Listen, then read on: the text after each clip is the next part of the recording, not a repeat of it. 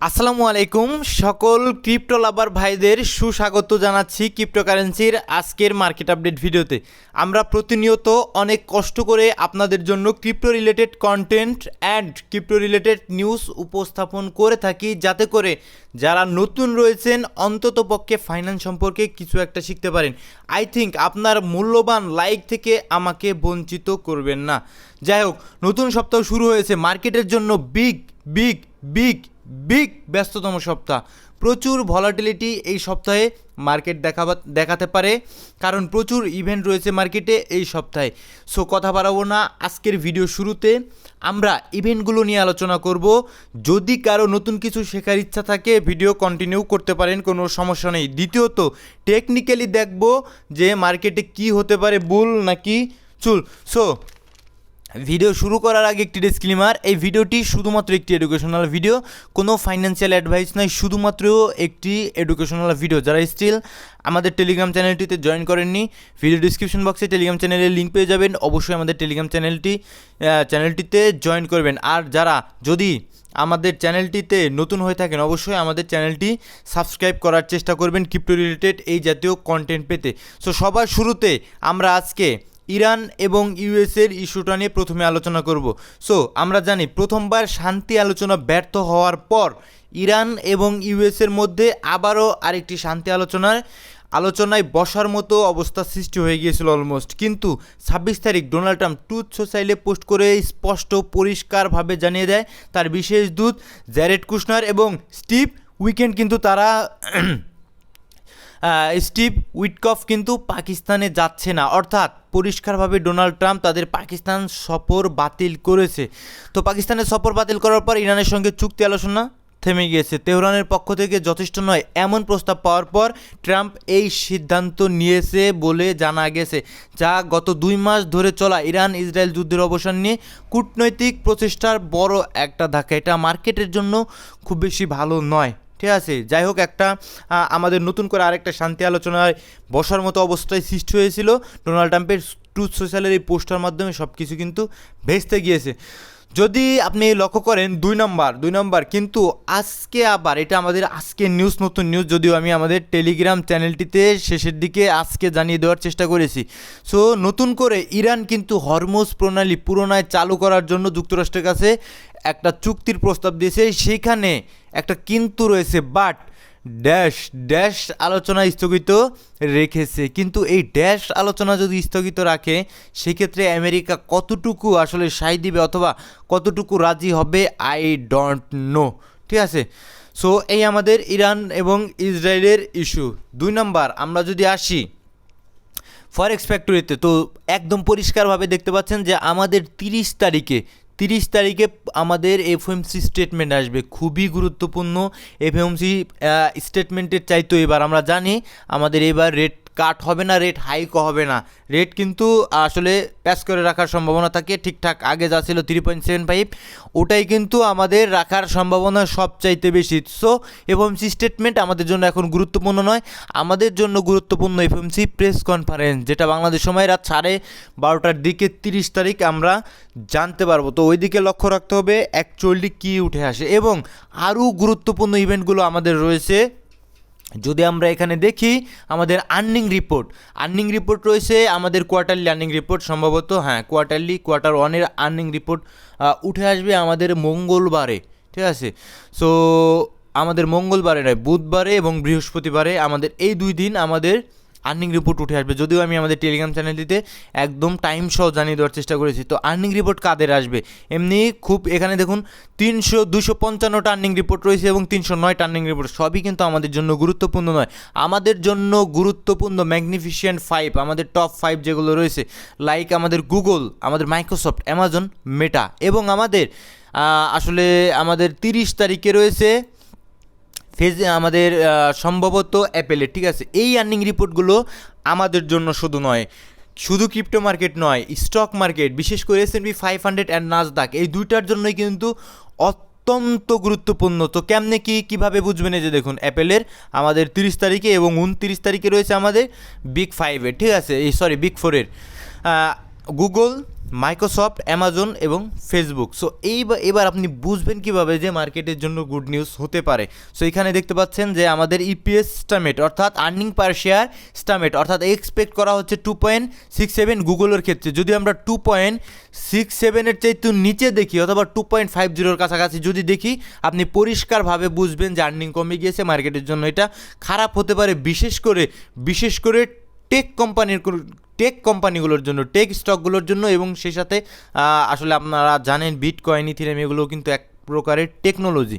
So টেকনোলজির জন্য কিন্তু খারাপ হতে পারে যদি এটা আর্নিং কমে যায়। দ্বিতীয়ত মাইক্রোসফট আমাদের ইপিএস স্টামেট প্রফিট পার শেয়ার, ঠিক আছে, সরি আর্নিং পার শেয়ার এস্টিমেট আর্নিং পার শেয়ার যদি আমরা দেখি মাইক্রোসফটের অর্থাৎ 4.06-এর চাইতেও বেশি আসে, সেটা আমাদের জন্য পজিটিভ। আর যদি কম আসে পরিষ্কারভাবে নেগেটিভ। অ্যামাজনেরও তাই 1.65-এর এক্সপেক্ট করা হচ্ছে। যদি এর বেশি আসে আমাদের জন্য পজিটিভ, কম আসলে আমাদের মার্কেটের জন্য নেগেটিভ, ঠিক আছে। S&P 500-এর জন্য যেটা নেগেটিভ সেটা আমাদের ক্রিপ্টো মার্কেটের জন্য নেগেটিভ। মেটা, ফেসবুক 6.64%-এর কাছাকাছি স্টামেট রয়েছে। যদি এর চাইতেও বেশি ইপিএস আসে সেক্ষেত্রে আমাদের জন্য ভালো, আর কম আসলে আমাদের জন্য খারাপ। সো খুবই গুরুত্বপূর্ণ ইভেন্ট এটা। সম্ভবত আসলে ইউএস স্টক মার্কেট মানে শেষ হওয়ার পরে, যখন বন্ধ হয় তারপরে আমাদের এই রিপোর্টগুলো আসে। তো পরিষ্কারভাবে তারপরের দিনে এই ইফেক্টগুলো মার্কেটে পড়ার চেষ্টা করবে।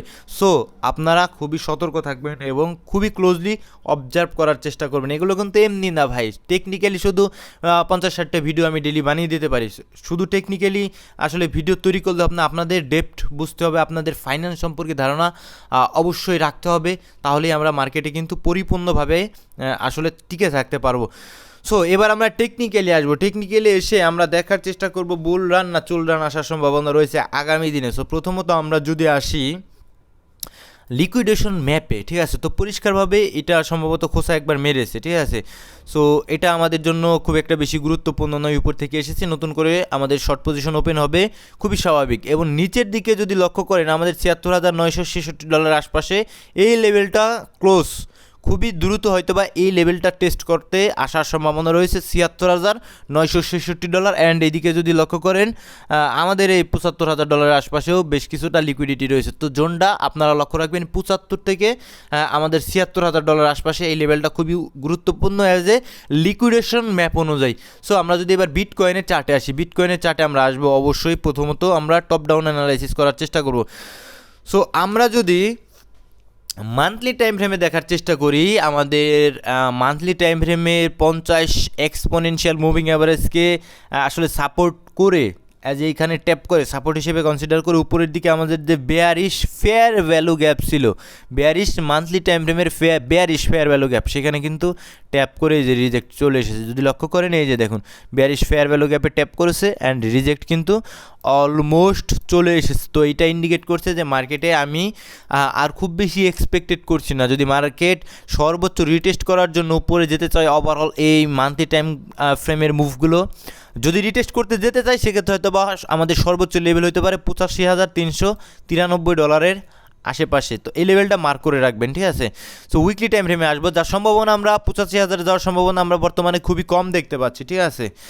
সো এবার আমরা যদি উইকলি টাইম ফ্রেমে আসি, আমরা এখানে দেখতে পারবো যে 100 এক্সপোনেনশিয়াল মুভিং অ্যাভারেজ রয়েছে। তো এটা টেস্ট করার একটা সম্ভাবনা রয়েছে। বাট বর্তমানে যে সিচুয়েশন আমরা মার্কেটে দেখতে পাচ্ছি, সেক্ষেত্রে আমাদের মান্থলি ফেয়ার ভ্যালু গ্যাপ থেকে মার্কেটকে রিজেক্ট করছে। তো সেক্ষেত্রে খুব বেশি উপরের দিকে আমি এক্সপেক্ট করি না। তারপরেও কিন্তু এই লেভেলটা আসার বিস্তর একটা চান্স রয়েছে। এখানে আমাদের 100 উইকলি মুভিং অ্যাভারেজ রয়েছে, উপরে আমাদের 50 এক্সপোনেনশিয়াল উইকলি মুভিং অ্যাভারেজ রয়েছে। এই দুইটা অন্ততপক্ষে টেস্ট সিম্পলি করতেই পারে। যদি মার্কেট একদম বড় সড়ো কারেকশনের নিচের দিকে যেতে চায়, এই দুটা টেস্ট সিম্পল করতেই পারে। এই দুটার মধ্যে সর্বোচ্চ আমাদের এই যে $82,543 যে আমাদের 100 এক্সপোনেনশিয়াল উইকলি মুভিং অ্যাভারেজ রয়েছে, এইটা আমাদের জন্য সবচাইতে বেশি গুরুত্বপূর্ণ। তো এটা রিসেন্টলি হয়তো বা ট্যাপ করার সম্ভাবনা রয়েছে। তারপরেও মার্কেট খুবই ইম্পর্টেন্ট লেভেলে রয়েছে, আমাদের অবশ্যই অবজার্ভ করতে হবে শর্টার টাইম ফ্রেমে। সো ডেইলি টাইম ফ্রেমে আসলে স্ট্রাকচার আমার কাছে কিছুটা বেয়ারিশ মনে হচ্ছে। কী কারণে বেয়ারিশ মনে হচ্ছে দেখুন, নিচের দিকে ট্রেন লাইন বেশ কিছু লিকুইডিটি জমে গেছে, আর উপরের দিকে আমাদের উপরের লিকুইডিটিগুলো কালেক্ট করার চেষ্টা করছে। তো এই যে টপ স্ট্রাকচার, এগুলো কিন্তু মার্কেট যখন টপ করে, মার্কেট যখন টপে থাকে, তখন কিন্তু এই ধরনের স্ট্রাকচার আরেকটা ট্যাপ যদি উপরের দিকে মারে, তখনই কিন্তু মার্কেট আলটিমেটলি নিচে পড়ে যাওয়ার বিস্তর চান্স থাকবে। ঠিক আছে, যেহেতু মার্কেট আমাদের লঙ্গার টাইম ফ্রেমে, যেহেতু 4 ঘন্টার টাইম ফ্রেমে যে আপ ট্রেন্ড রয়েছে, এই আপ ট্রেন্ড সারা জীবন কন্টিনিউ করবে না। আপনারা সকলেই জানেন আমাদের লঙ্গার টাইম ফ্রেমের কিন্তু একটা ইম্পর্টেন্ট লেভেল অলরেডি ট্যাপ করেছে। মান্থলি টাইম ফ্রেমের bearish fair value gap almost tap করেছে। সুতরাং খুব বেশি উপরের দিকে আমরা এক্সপেক্ট রাখতে পারি না। তবে আমরা ক্লোজলি, একদম এখনই বেয়ারিশ হয়ে যাব না, আমরা ক্লোজলি যদি মার্কেট টপ স্ট্রাকচার ফর্ম করে ফেলে, আমরা ক্লোজলি আমাদের লক্ষ্য রাখতে হবে। ঠিক আছে, লক্ষ্য রাখতে হবে আমাদের প্রাথমিক পর্যায়ে যে জোনটা আপনি লক্ষ্য রাখবেন। ঠিক আছে, প্রাথমিক পর্যায়ে আমাদের 4 ঘন্টার টাইম ফ্রেমের এই যে ডিসকাউন্ট লেভেলটা হয়তো আপনি লক্ষ্য রাখতে পারেন। ঠিক আছে, এই যে জোনটাতে আসার পর 76,000, এটা রিসেন্টলি চলে আসার সম্ভাবনা থাকবে। ঠিক আছে, এটা আমাদের যে লিকুইডেশন হিট ম্যাপ থেকে, লিকুইডেশন ম্যাপ থেকে আমরা জানতে পেরেছি আমাদের ইম্পর্টেন্ট লেভেলগুলো। সো আমরা যদি 4 ঘন্টা টাইম ফ্রেমের ফিবোনাকিও ধরি, আমাদের discount level and extreme discount level যেটা রয়েছে 76,000 এবং আমাদের 75,000, এই লেভেলটা আমাদের লক্ষ্য রাখতে হবে যে এই লেভেলে আসার পর মার্কেট অ্যাকচুয়ালি কী করার চেষ্টা করছে। তো অ্যাজ এ অপরচুনিটি হিসেবেও এটাকে ধরতে পারেন। নিচের দিকে সেল দিয়ে আমরা হয়তো বা উপরের দিকে আরও কিছুটা খেলতে পারি। তবে এখন কিন্তু উপরের দিকে আসলে টার্গেট রাখা এখন রিস্কি। আর যদি ট্রেন লাইনের কথা বলেন, এখানে যেহেতু আপ ট্রেন্ডে রয়েছে, সো আমরা একটা ট্রেন লাইন দিয়েও কিন্তু এটাকে ডিল করতে পারি। যদি ট্রেন লাইনটার কথা বলেন, সেক্ষেত্রে আমি এখান থেকে অবশ্যই এই পর্যন্ত ধরার চেষ্টা করব। সো বর্তমানে আমরা দেখতে পাচ্ছি যে মার্কেট একটা সাপোর্টের কাছাকাছি, ট্রেন লাইন সাপোর্টের কাছাকাছি রয়েছে। তো এই সাপোর্টটা নিয়েই কিন্তু বর্তমানে কিছুটা উপরের দিকে ওঠার চেষ্টা করছে। দেখার বিষয় হলো এটা যে কতক্ষণ অ্যাকচুয়ালি এই সাপোর্টটা আমাদের ধরে রাখতে পারে। আলটিমেটলি আমাদের জন্য এই সাপোর্টের নিচে, এই যে দেখুন, এই যে এই ট্রেন লাইনের নিচে, এই যে আপনাদের একদম ক্লোজলি বোঝানোর চেষ্টা করছি, এই যে এই ট্রেন লাইনগুলোর নিচে কিন্তু হিউজ পরিমাণ মানুষের স্টপ লস কিন্তু রাখা রয়েছে। এই স্টপ লসগুলো কিন্তু মার্কেট খাওয়ার সম্ভাবনা প্রচুর রয়েছে। স্টপ লসগুলো না খেয়ে মার্কেট কিন্তু কোনোভাবেই শান্তিতে থাকতে পারবে না। সুতরাং এই স্টপ লসগুলো খাওয়ার সম্ভাবনা রয়েছে। এই কারণেই মার্কেটে কিন্তু আগামী সময় আরেকটা ডাম্প হওয়ার সম্ভাবনা খুব রিসেন্টলি আমরা দেখতে পাচ্ছি। ঠিক আছে, তো উপরের দিকে যাওয়ার সম্ভাবনা রয়েছে, সেটা কম রয়েছে। সবচাইতে বেশি সম্ভাবনা কিন্তু মার্কেট নিচের দিকে চলে যাওয়ার। আর শর্টার টাইম ফ্রেমে আমাদের স্ট্রাকচারগুলো দেখবেন, কখন স্ট্রাকচার শিফটিং আসছে। যদি দেখেন যে আমাদের এই স্ট্রাকচার কন্টিনিউ করছে আপ ট্রেন্ড, অনেকটা দিন ধরেই কিন্তু এই 4 ঘন্টা টাইম ফ্রেমে আপ ট্রেন্ড কন্টিনিউ করছে, তার মানে এই নয় সারা জীবনই কন্টিনিউ করতে থাকবে, সারা জীবন কন্টিনিউ করবে না। এখন কিন্তু অলমোস্ট সময় চলে এসেছে এই স্ট্রাকচারটা ব্রেক ডাউন দেওয়া। তো এই কারণে এই শেষের সময় কিন্তু আপনারা ফোমো করবেন না, এই লাস্টের দিকে আপনারা একটু সাবধানতার সাথে থাকার চেষ্টা করবেন। দেখবেন যখনই কিন্তু আমাদের এই সমস্ত লেভেলগুলো হারিয়ে ফেলবে, মার্কেট কিন্তু একদম নিচের দিকে পড়ে যাওয়ার বিস্তর সম্ভাবনা রয়েছে। ইউএসডিটি ডমিনেন্স আমাদের ডিসকাউন্ট অ্যান্ড এক্সট্রিম ডিসকাউন্ট এই লেভেলটার মাঝামাঝি এসে, আমি যদি একটু দেখানোর চেষ্টা করি রেক্ট্যাঙ্গেল দিয়ে, এই লেভেলটার মাঝামাঝি এসে কিন্তু থেমেছে ইউএসডিটি ডমিনেন্স। তার মানে কি? তার মানে আমাদের অন্য যে বিটকয়েন রয়েছে আস্তে আস্তে কিন্তু সেল অফ আসার চেষ্টা করবে, অ্যান্ড আমাদের এই ইউএসডিটি ডমিনেন্স কিন্তু আস্তে আস্তে পুশব্যাক আমাদের উপরের দিকে হওয়ার সম্ভাবনা রয়েছে। তো এখানে আমাদের ট্রেন লাইনটা ব্রেকআউট দিয়েছে, অ্যান্ড এখানে আমরা একটা চেঞ্জ অফ ক্যারেক্টার পেয়েছি। যদি আমি ট্যাবলেট দেওয়ার চেষ্টা করি, এখানে আমরা একটা চেঞ্জ অফ ক্যারেক্টার পেয়েছি, মেজর চেঞ্জ অফ ক্যারেক্টার বলতে পারেন আপনারা, কোনো সমস্যা নেই।